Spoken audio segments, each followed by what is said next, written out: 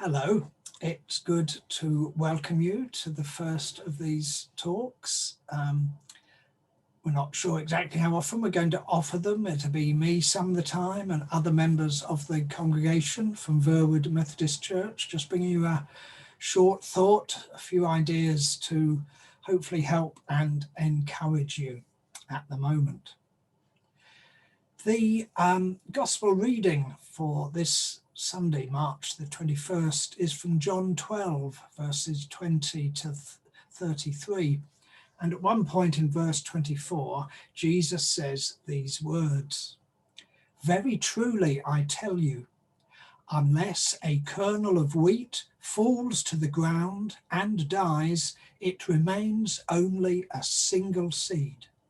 But if it dies, it produces many seeds." Now, these words that Jesus spoke are positioned by John in what we call Holy Week.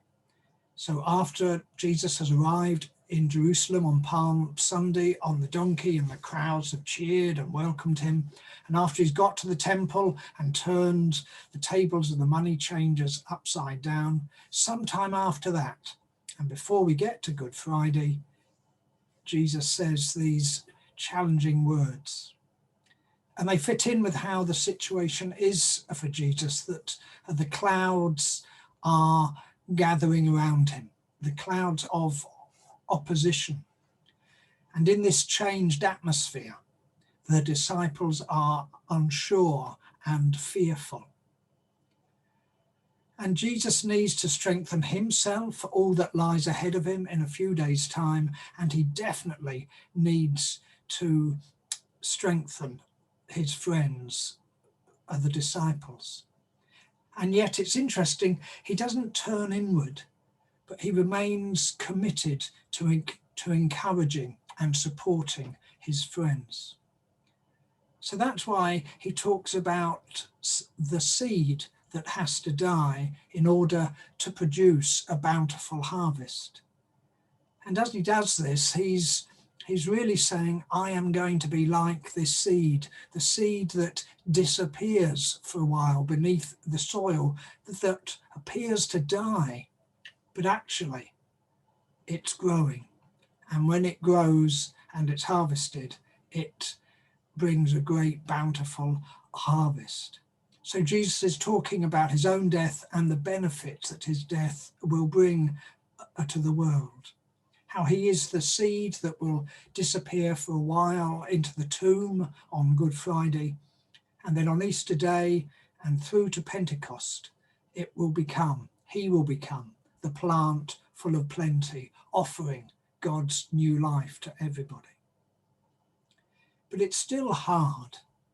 It's still hard both for Jesus as he contemplates his own death a few days ahead, and for the disciples to hear these stark words about death and loss and the pain that will mean for Jesus, of course, but also for them as they will mourn his death. And God knows this. God understands how Jesus and the disciples are feeling. And that's why in verse 28, we're told that there is a voice from heaven that's heard. And it's interesting how this voice of God has been heard at other momentous moments through the ministry of Jesus. So when he is baptized by John the Baptist at the beginning of his ministry, there is a similar voice that says, "This is my son whom I love. I am pleased with him. Listen to him." And again, there's a similar voice saying very similar things at the Transfiguration. God is always seeking to support both his son and his son's friends and followers. And God continues to do this same thing for us.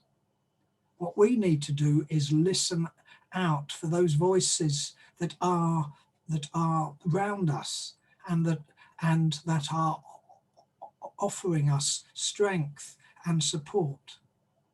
And also, I think there's a challenge that we can be God's voice to other people as well.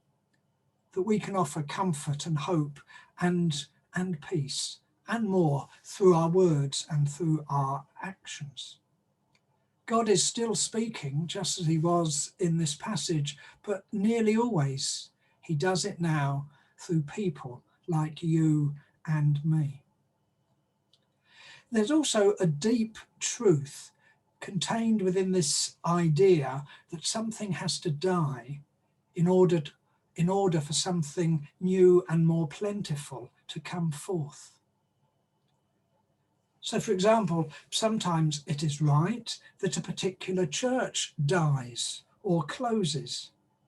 And although that is sad and painful, it actually can often lead to new life in different ways. The congregation, the small congregation perhaps, who've been working hard to keep the church going and become burdened by all the responsibilities of caring for a building and having to do everything, when they can worship somewhere else as part of a larger group, they're set free. This burden is lifted off them and they can be released and often discover new life and new growth as Christians. And when this now redundant church building is sold, that can release important financial resources so that God's mission gets strengthened through new projects being able to be funded or new personnel, new workers being paid for. And in our personal lives, sometimes we have to let something die, or we have to stop doing something in order to take up something new with all the benefits that can bring. Now behind me, as you can see, I've got shelves full of books, too many books. You can see some of them are stacked in horizontally just to squeeze in more books. And I'm having to contemplate, as I near retirement in the next few months, as it were, the death of my library, of this big lot of books behind me. Some of them I've had with me for over 30 years now as a minister. And it's hard to let go of some of them because, as it were, they're like old friends, books that I go back to time and time again.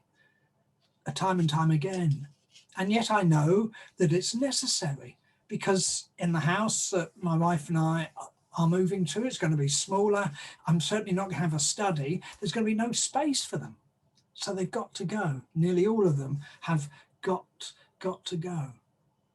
And yet, although I face that pain and tension and difficulty of letting them go, I know that the charities I will give them to, whether it's a charity shops or a Christian charity called Book Aid, they will potentially be a new source of life for their readers, their new readers. As they read them, then potentially they will discover new and wonderful things about God and his love for them. And also through the money that the charities raise from their sale, they will be strengthened in the work that they do. And a new life can come in that way as well. And I think that the challenge for each of us is to think, what might God be asking me, be asking you to let go of at the moment? What might God be saying has to die within your life so that something new and better and plentiful might be born? And as you think about this, and if they're not easy or straightforward necessarily, the things we have to let go of, remember that Jesus journeys with you and he will strengthen you and comfort you as you let go of whatever it is that you need to. Stay safe and keep well until I see you again. Bye-bye.